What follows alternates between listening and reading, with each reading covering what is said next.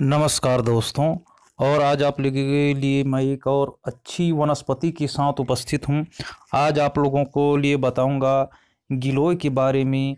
मैं ओरिजिनल ऐसे तो गिलोय तीन प्रकार की होती है। गिलोय होती है, एक होती है खरग गुड़ची गिलोय और एक होता है पदम गिलोय। लेकिन मैं ओरिजिनल गिलोय के बारे में बता रहा हूँ जो नीम के पेड़ में चढ़ा हुआ है।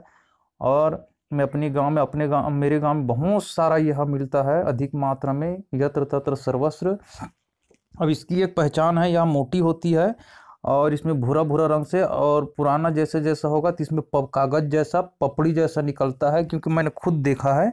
तो यह इनकी पहचान है। गिलोय की अच्छी तरह पहचान करना है तो उसमें अपने आप पपड़ी जैसा निकलेगा, भूरा भूरा सा, कागज जैसा, भोजपुत्र जैसा। यह सभी प्रकार के रोग को नाश करने वाला है, ये तो आप सभी जानते। ज़्यादा इसके बारे में परिचय देना ठीक नहीं समझता। मैं कुछ अपने अनुभव बता रहा हूँ, बचपन में मैंने देखा है, जो प्रैक्टिकल की गई है। किसी भी व्यक्ति हो, पशु पक्षी अंडज, कोई भी चीज़ हो, अगर किसी भी कारण से टूट गया, हड्डी टूट गया हो, तो उसका मैं प्रैक्टिकल प्रयोग बताऊँ और आजमा के देखना, ये कोई झूठा नहीं है। इसको गिलोय के एक कांड को तोड़ लीजिए, तोड़ करके उसको पत्थर आदि से मस्त पीस कर पेस्ट बना लीजिए।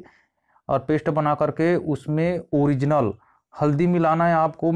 अगर आप पाउडर वाले हल्दी मिलाते हैं तो उसमें केमिकल हो सकता है। और आप गांठ वाली हल्दी जो होती है उसको अगर आप मिला देते हो तो इसकी प्रभाव और चौगुना बढ़ जाता है। दोनों को मिला करके पीस करके आप, जिस जगह टूट गया हड्डी हो, चाहे पशु पक्षी या मुर्गी किसी का हो, चाहे कोई भी व्यक्ति का हो, उस जगह पर आप उसको लेप लगाकर उसमें कपड़ करके ऊपर से लकड़ी आदि का, बांस का खपाचा बांध दीजिए तो 3 दिन में जोड़ देता है। यह प्रैक्टिकल प्रयोग है, हमने कई बार इसका प्रयोग किया है। और एक दिव्य और चमत्कारी प्रयोग मैं बता रहा हूँ, ध्यान से सुनिएगा। अभी तक यूट्यूब में किसी ने नहीं डाला है।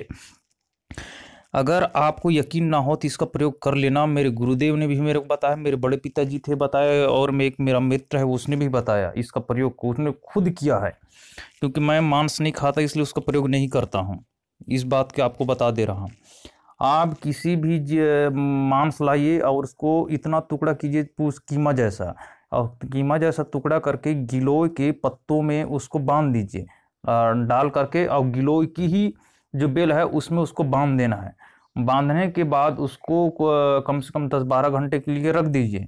फिर उसको खोल कर दीजिए, देख लीजिएगा तो उसमें पूरा वो जुड़ जाता है। बिना चाकू, छुरी या कुल्हाड़ी से काटे बिना वह अलग नहीं होता। यह एक चमत्कारी प्रयोग है। यूट्यूब में किसी भाई बहन ने इसको नहीं डाला है, नहीं जाना। यह छत्तीसगढ़ के वनांचल क्षेत्र में जो बड़े बुजुर्ग लोग हैं, आयुर्वेद के 70-80 साल के हैं, वही लोग इसको जानते हैं। ये गुप्त प्रयोग है, इसको किसी को नहीं बताता। ये मेरे गुरु का बताया प्रयोग है, आप इसको प्रयोग कर लेना। मैं तो आजमाया नहीं हूँ, उन लोगों का आजमाया है, क्योंकि मैं मांस नहीं खाता तो चीज़ को स्पर्श या छूना भी पाप समझता हूँ। और आयुर्वेद में मैंने एक और प्रयोग किया, जैसे किसी भी भाई बहन को पीलिया रोग हो, पीलिया रोग पर भी मैंने, मेरा प्रैक्टिकल प्रयोग है वो बता रहा हूँ। इसका क्वाद बना करके उसमें शहद मिला करके दिन में 3-4 बार पीने से पीलिया कैसा भी आँख, कान, नाक, जो भी शरीर भर पीला पड़ गया, चाहे पशु पक्षी हो, उसका उतार देता है। यह मेरे प्रैक्टिकल प्रयोग है। और वो ये आप देख रहे हैं, यह गिलोय का पका वाला फल है जो लाल हो गया है। और ये नहीं कर सकते तो आप सीधा क्या करना है, गिलोय के कांड को कुचल करके मिट्टी के बर्तन में डाल दीजिए, उसमें पानी डाल करके रहने दीजिए, और इसको दिन में 3-4 बार अगर आप पीते तो पीलिया उतर जाता है। ये भी मेरा प्रैक्टिकल अनुभव सिद्ध है। और इसमें पुनर्नवा, नीम की छाल और पटोल पत्र, सौंठ, कुटकी, गिलोय, दारू, हल्दी, हरड़, इसको मिला करके पका लेना है। पकाने के बाद इसका क्वाथ सुबह शाम पीने से कैसा भी आपके शरीर में दर्द हो, श्वास हो, पीलिया रोग हो, पांडु रोग हो, ये सबको ही नष्ट कर देता है। यह पूर्ण रूप से प्रमाणित और परीक्षित प्रयोग है। इसी तरह से मैं कुछ और कैंसर वैंसर हो गया तो इसमें भी एक अनुभूत प्रयोग बता रहा हूँ।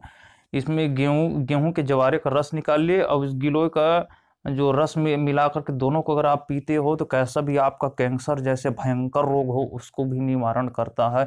यह प्रैक्टिकल पर जो भी मैंने बताया इस वीडियो में पूरा प्रैक्टिकल है, आजमाया हुआ प्रयोग है, इसमें कोई संदेह नहीं है।